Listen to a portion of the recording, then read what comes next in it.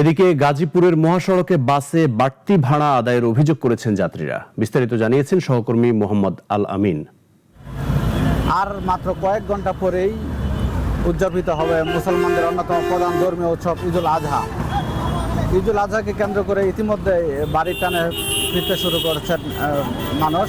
শিল্প অধ্যুষিত গাজীপুরেও কিন্তু শিল্প শ্রমিক যারা আছেন, বিভিন্ন কলকারখানার শ্রমিক, তারা কিন্তু ইতিমধ্যে বাড়ি ফিরে গেছেন। যারা জার্নির শেষ মুহূর্তে কিন্তু তারা বাড়িতে ছুটছেন। তো আমি এই মুহূর্তে আছি গাজীপুরের ঢাকা ময়মনসিংহ মহাসড়কে। এখানে আসলে যাত্রীর তুলনায় গাড়ি অনেকটা কম আমরা দেখেছি, যে গাড়ি কিছু কম থাকার কারণে যাত্রীদের কাছ থেকে অতিরিক্ত ভাড়া আদায় করার একটি অভিযোগ আমরা পেয়েছি। যাত্রীরা বলছেন যে বাস না থাকার একটি অজুহাত দিয়ে তাদেরকে বেশি ভাড়া তাদের কাছ থেকে নেওয়া হচ্ছে।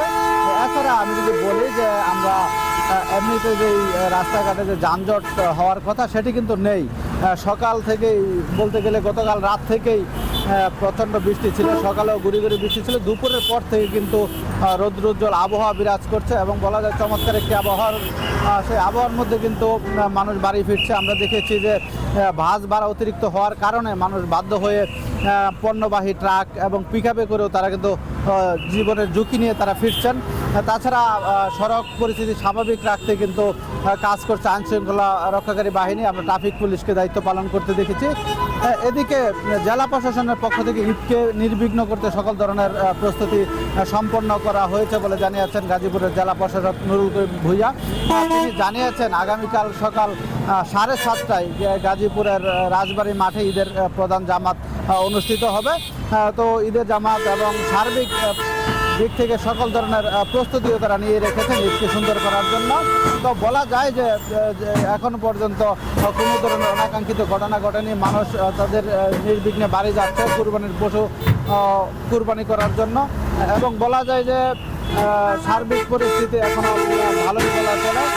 তাছাড়া এই শিল্প কারখানা ছুটি দেওয়ার কারণে, ধাপে ধাপে ছুটি দেওয়ার কারণে এই বছর রাস্তাঘাটে তেমন যানজট হয়নি। সকাল থেকে আমি দেখেছি ঢাকা ময়মনসিংহ মহাসড়কের চান্দনা চৌরাস্তা যেটি বলা হয় সেখানেও তেমন যানজট ছিল না। তাছাড়া ঢাকা টাঙ্গাইল মহাসড়কের যে চন্দ্র ত্রিমুর সেখানে মাঝে মধ্যে কিছু ধীরগতি দেখা যায়। তাছাড়া যানজট যেটি বলা যায় যে একেবারে থেমে যাওয়া সেটি হয়নি। প্রশাসনের পক্ষ থেকে কিন্তু যানজট নিরসনের জন্য কাজ করছে বলে জানিয়েছে। তো এই ছিল আমার কাছে গাজীপুরের ঈদযাত্রার সর্বশেষ খবর।